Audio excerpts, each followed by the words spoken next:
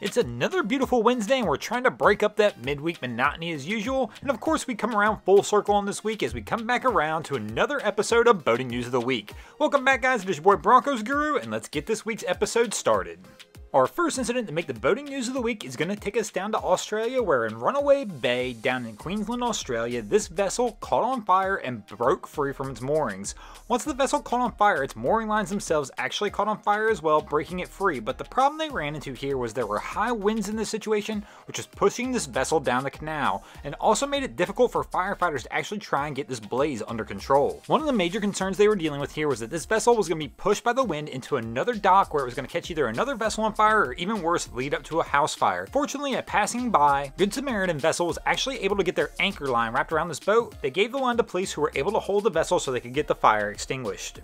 Our next item to make the boating news of the week this week is going to take us up to Astoria, Oregon, where all of a sudden 11 people found themselves in a world of trouble as they were in the water when two vessels collided on the Columbia River. Fortunately for these 11 people, there were plenty of Good Samaritan vessels in the area. These Good Samaritan vessels began tossing PFDs in the water and began to pluck the 11 people out.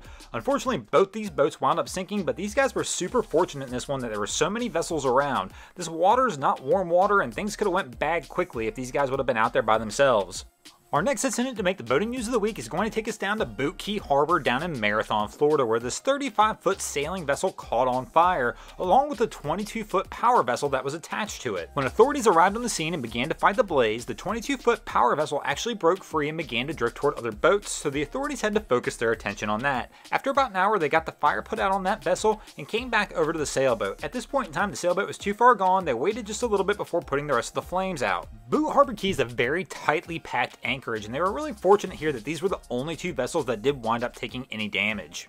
Our next incident in the boating news of the week is going to take us up to Lake Wausau, Wisconsin, where a boater decided that the dock was not close enough to his vehicle for him to be able to park his boat, and he was going to take matters a little further than that. As we can see here, as this gentleman approaches the dock, he's just going to full send it right up the entire boat ramp and leave the boat basically sitting right next to the trailer. Witnesses at the landing say they asked the gentleman what he was doing, and he literally told them he was just parking his boat. The gentleman did flee the scene, but he was caught later and he is being charged with reckless endangerment. They did say there was plenty of beer cans left in the boat.